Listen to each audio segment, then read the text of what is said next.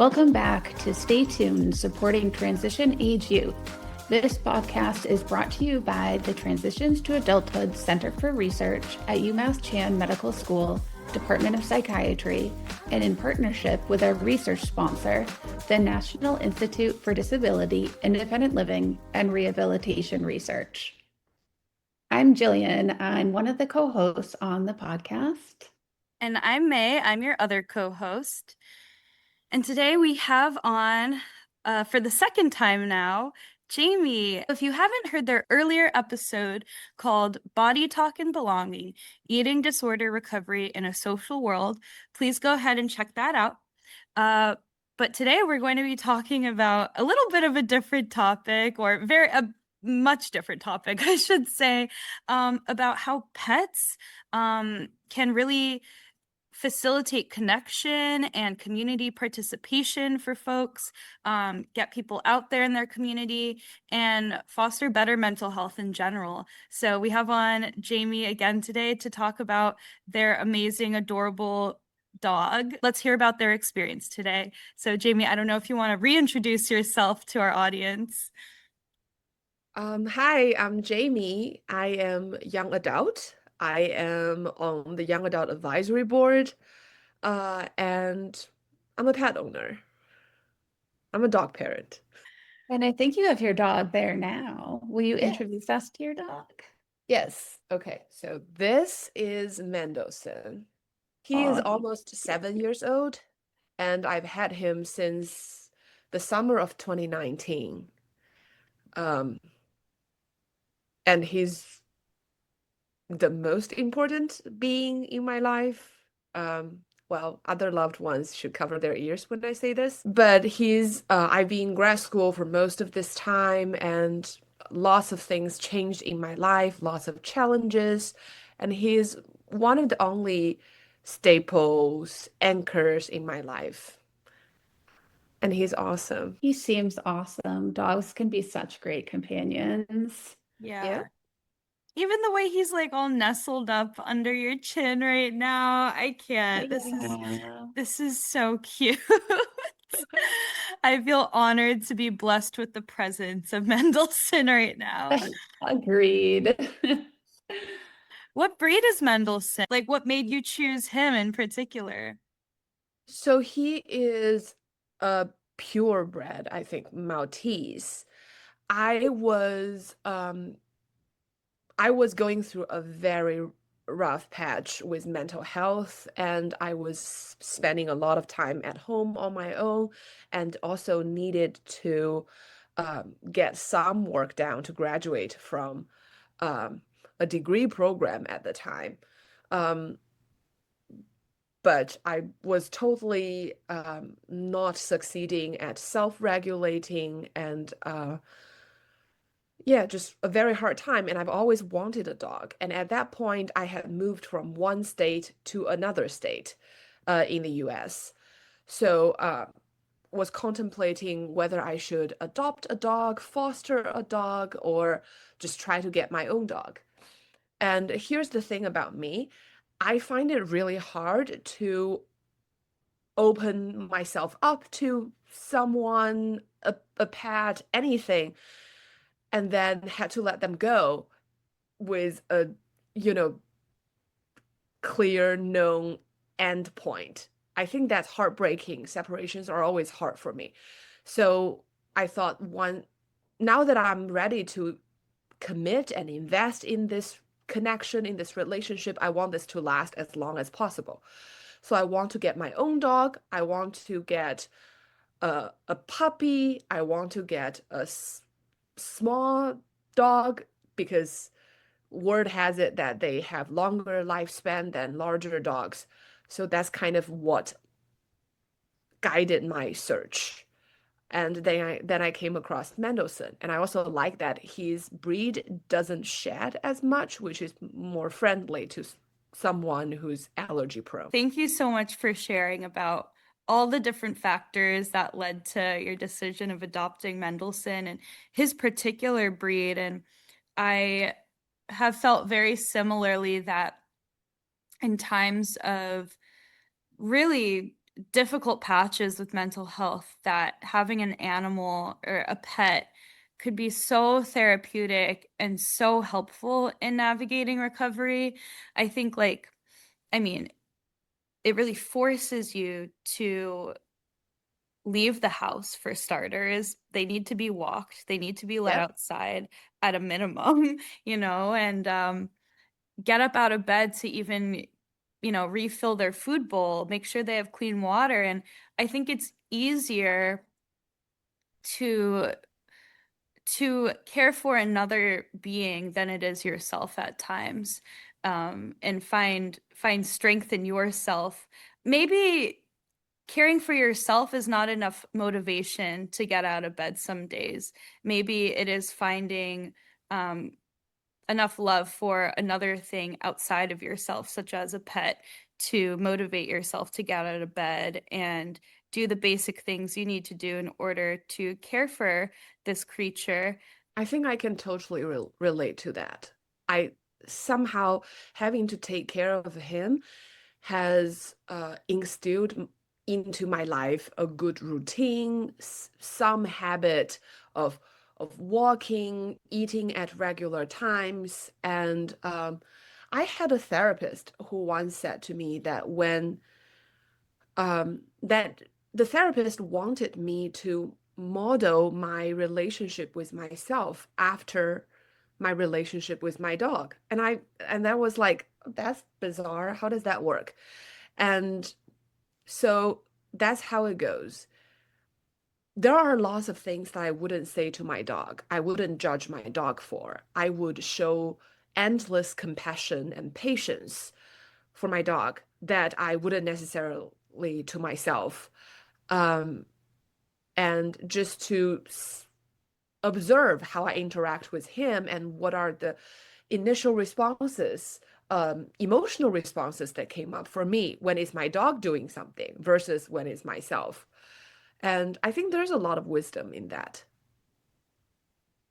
Yeah, I really like that idea. This is the first time I'm hearing about this, and I'm more familiar with the inner child, Mm, where you think back and talking to your inner child, yourself as a younger yeah. person, and how would you talk to them? And you wouldn't say such mean or negative things.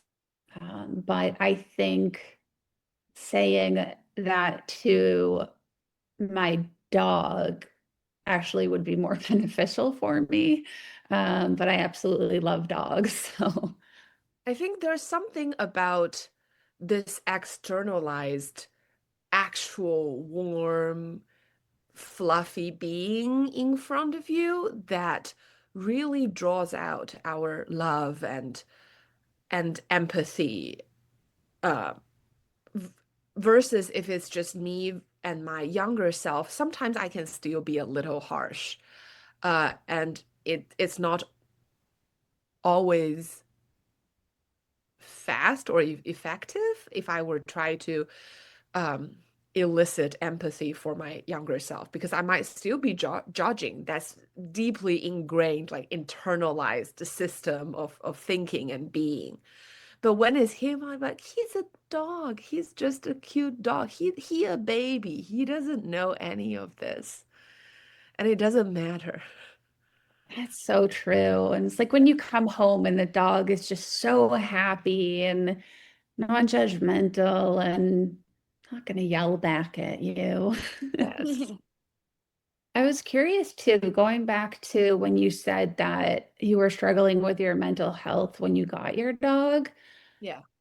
Was it challenging to take care of your dog at first? Like whether it's like if maybe motivating yourself to or something else? That's very spot on. It's almost like you knew what happened. But the story is at first when I got him, it was all excitement, right? And he would cry at random times of the day at night, and I would like have to cuddle with him, pet him, check if he needs to go potty or if he needs food. And for I think a good couple weeks, he didn't want to eat food from the bowl. So I had to put them on my paw and actually pick each kibble up to feed him. Um, and that was an amazing bonding experience for me. However, when the like so-called honeymoon phase went over the first couple weeks or like months or so, my mental health, I would just say like everything dropped back to my previous baseline where my mental health was still struggling. And he was a rambunctious, naughty, strong personality, willful puppy that was not trained, that was not house trained, that was not trained in any sense. And that was so frustrating for me for a good while. And I definitely had temper tantrums where I just couldn't put it together. And my partner then recorded videos of me having a fight with my dog. It almost like we were having an actual conversation going on, but it was not, right? It's dog talk and human yapping. I also observed some bad patterns that I probably inherited from my own parents when I was trying to parent my dog. Like lack of patience. I think it was maybe like a couple years in, and then I recognized that, okay, my mental health was horrible and that impacted my dog. I need to do something about it to be a better parent for my dog and to use that opportunity to heal my inner self. And yeah, I think that served as a drive, as a motivation for me to improve my overall well-being over the years. I love that. Uh, I really think like it's so true what they say. Like the older you get, the more you realize, oh my God, I really am just like my parents sometimes. And like Yeah. as much as we try, sometimes it just escapes us in ways that we really don't intend for it to come across. But, our upbringing is our upbringing, and some of those patterns we picked up as kids just really sneak their way into your psyche, I suppose. And I'm not speaking from experience at all right now. But as you were talking, I'm thinking back to like even ways that like I've interacted in my romantic relationship, ways that that snuck up on me. Um, Totally. it's wild, it's bizarre, it's this out of body experience, and so I can only imagine what it was like seeing the recording of yourself, let alone like me thinking back to the memory I have of myself. Oh, it's so interesting the ways that the smallest interaction can just pick at these wounds you've developed from childhood from the way you were parented. So, yeah, but with that, we've talked a lot about how, your dog has impacted your personal mental health, and we've talked about your one-on-one connection with Mendelssohn. But we would love to know, since having a dog, has it facilitated or increased your level of community participation? What are the ways that you find yourself engaging more in your community? Hmm. I I think it didn't change me as much as I thought it would. I'm still a big homebody. I am antisocial most of my waking hours. But I think there were cute little encounters or connections that got deepened because of my dog. I'll give you a couple examples. Um, Sometimes it's like you met someone at work or at some social thing, and then you mentioned that you have a dog. And at some point, it would become this opportunity that I invite a person over to say hello to my dog or to play with my dog. And that could turn into a longer, like, movie hangout together. And that's time that my dog brought into my life. Uh, and then sometimes it just becomes such a convenient cause to say like, oh, do you want to go on a dog walk together? Oh, the weather is nice. I'm going to take the dog to the park. Uh, Whether the other person is a dog owner doesn't terribly matter. Sometimes if they have a dog, we can do like a double date thing with the dogs. And if not, I think people usually um, are warm to the idea to do something with a dog. And they'll tolerate me, and that gives me some quality social time as well. And yeah, and I think I've had interesting conversations at the dog park too, the local dog parks. But I don't think I any of those connections turned into uh like meaningful, long-lasting ones. But while we were there, people see that you have a dog and they are dog owners too. It's it's just a conversation starter. They'll ask you like about your dog, and they'll talk to you about the local groomers that they like, and how do you keep your dog's white fur clean and tear stains and all of that technical, logistical dog owner stuff. And I find those enjoyable just because I think there is something to be said about having a dog makes me like I am socially perceived as a warm, somewhat responsible, somewhat open-hearted person. Then if I were stand there on my own, I don't send off the energy that, invite people to come to me.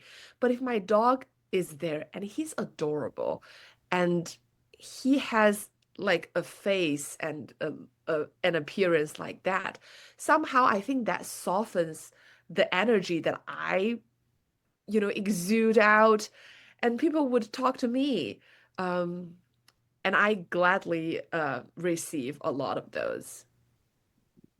And Yeah. to add on that, as the person that's growing up to the dog and the dog owner all the time, um, I feel more comfortable doing it because it's more socially acceptable, and I kind of know that they'll probably be okay with it. And I know I can just say, hey, can I say hi? Or can I pet your dog? Or just kind of feel it out and be like, oh, you have such a cute dog. And like the subject is on the dog, not necessarily like the owner, which might be Yeah. a bit more intimidating to me.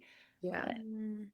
And you're so right too, with like getting to know people, having people over to meet your dog. I feel like the majority of the neighbors that I know in my apartment building, it's because of their dog. Like I've gone up to them, did what I just said I did. And Yeah. now, like, I don't know, I go over there and we'll watch TV together. And I love hanging out with their dogs It's a and them, of social course. lubricant. Oh, yeah, yeah, yeah, totally. Yeah. I also think like um we are so divided as a people, right? That is not something new whatsoever. We are so divided politically right now, socially, in so many ways. And pets or dogs specifically are one thing that is universally loved for the most part. It's neutral territory.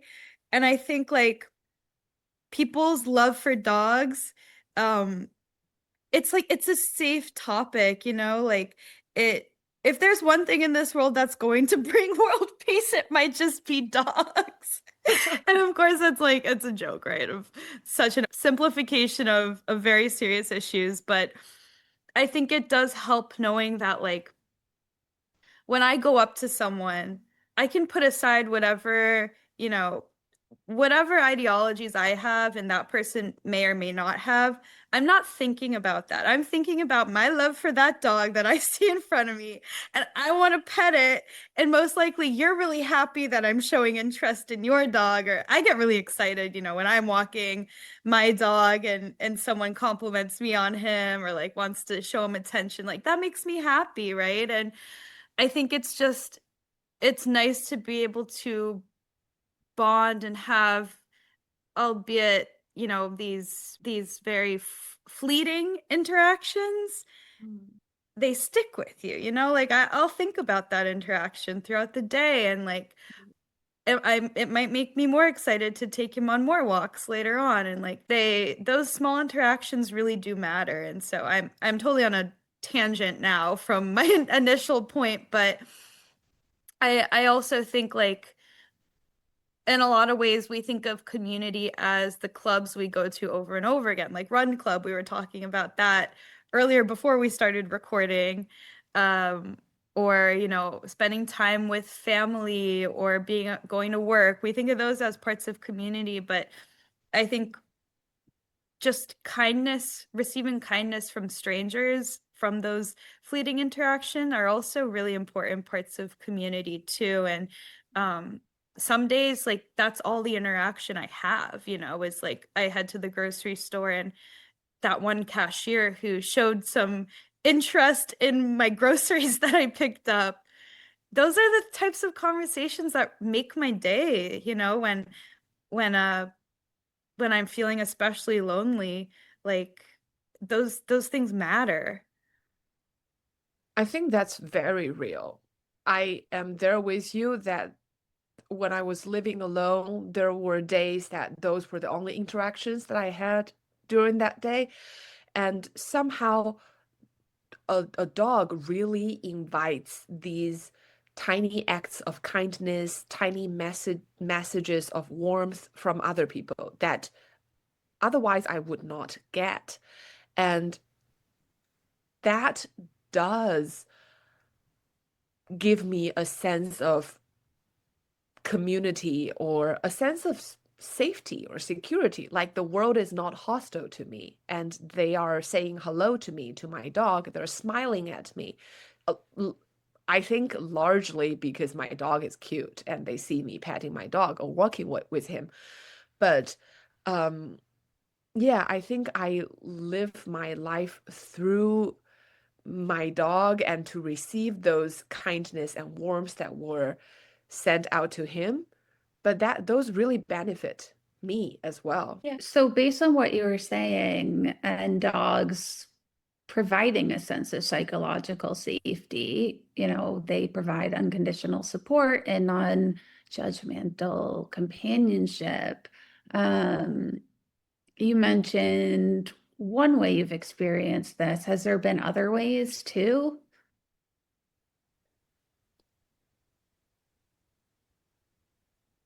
I'll share this one thing that I do. I sometimes talk to my dog, say things out loud, or I imagine talking to my dog. Talk in my head, but he's lying next to me, and I feel like we have telepathy or something. Um, I use that as a way to process my feelings or to narrate through my day. In psychology, there is this, like a lot of therapists will tell you that mental health healing a lot of times come from having an empathetic witness, having a sense that somebody witnessed that, somebody acknowledged that you went through all of it and commend you or give you company, give you understanding. And maybe a lot of this exists in my imagination, but I think my dog understands at least the emotional tone of what I've been through. And I lean on him for that. I would say to him like this happened, and he will see that I'm crying, I'm sobbing, I'm upset, and he would come to be with me during my most depressed times. Especially during the first year in my life when he was in my life, when he was a puppy, there were times that I would literally just lie on the carpet for multiple hours in the afternoon and not moving, not doing much. And he will come to check on me to see that I'm still alive, that I'm still there. But he'll stomp on my stomach in the most clumsy puppy way. And there were times when I would be doing a workout on I think my a very close friend of mine who did Zoom workouts with me during COVID years, had screenshots of me doing workouts, and my dog will be just sitting on my belly where I'm doing like the glute bridge or something, or he'll be on my back. But he was tiny, so he was like 5 pounds or 5, 7 pounds. That was not too much weight while I'm holding a plank. Um, and that's such a lovely little friend who's there to go through everything with me. And does he judge? Does he actually know what's going on?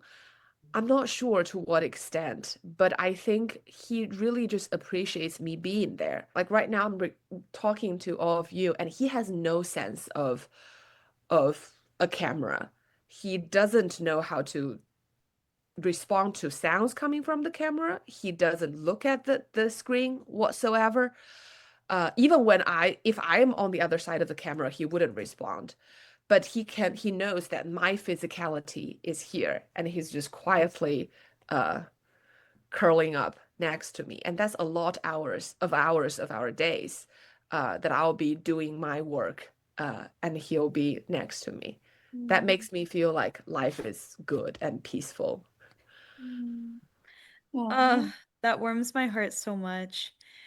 And I think there's also something to be said about having an animal who, to your point, can't really comprehend, our day-to-day life and what we're up to, but all they know is they trust you enough and they love you enough and they feel psychologically safe enough to curl up next to you and just vibe out there and let whatever happen around them because you've cultivated that safety. And I Yeah. think sometimes when I'll speak for myself, but sometimes when I'm struggling through a particularly difficult mental health period, I struggle to trust myself with day-to-day tasks and, you know, trusting that I have my back. Like I struggle with a lot of anxiety and leaving the house can be very difficult because I don't trust myself that I'll be okay. I'm gonna take care of me. That I think is maybe not like the most obvious realization that I have, but when I stop to think about it, I think there is a level of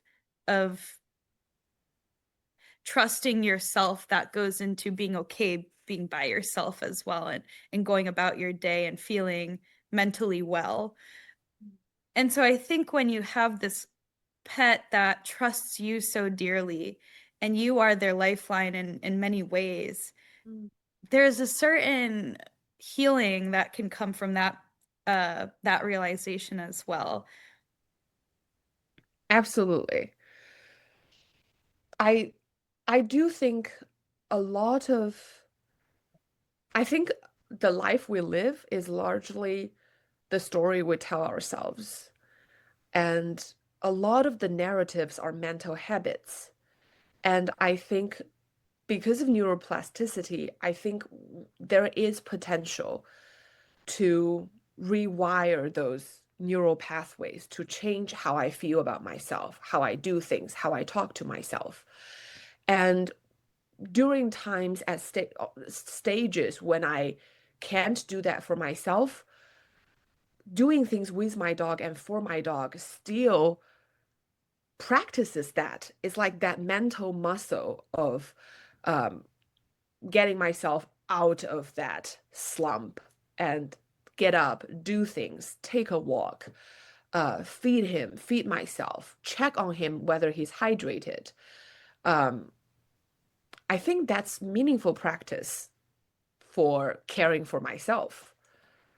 Um, yeah, and I think I had significant progress. I've improved a lot in that regard over the years that I've had him. It's interesting how it's self-care in a way, uh, Yeah. caring for something external to you, but it has so much internal benefit as well.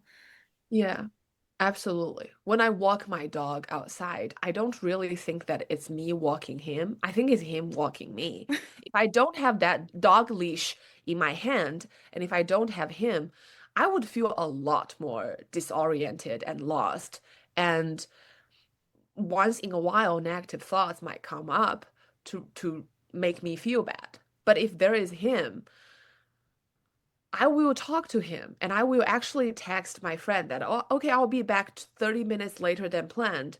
Mendelssohn's taking me on a walk. He wants to go to that direction today. And that feels accurate, shockingly. And it's very helpful. Like I said, I don't think I can walk myself as well as he can walk me. That's so funny. Yeah, I think I can navigate the world better with a dog too. Yep, Makes it easier. Comes with a lot of responsibilities too. that's true. And I've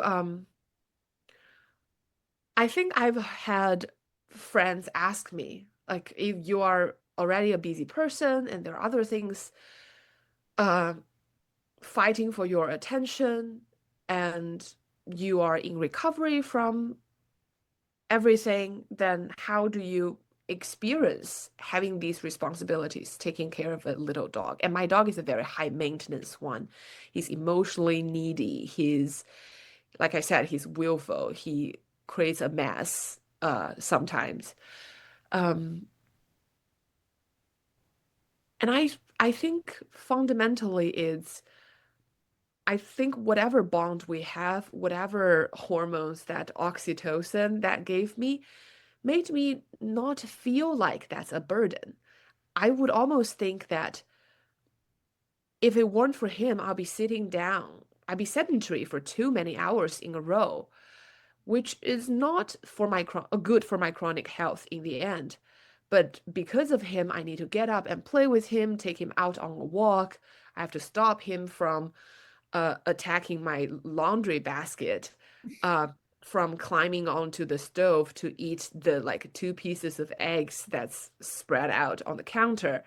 That gets me up, that makes me moving, and that gives me interactions with other people. That's not a screen and a keyboard.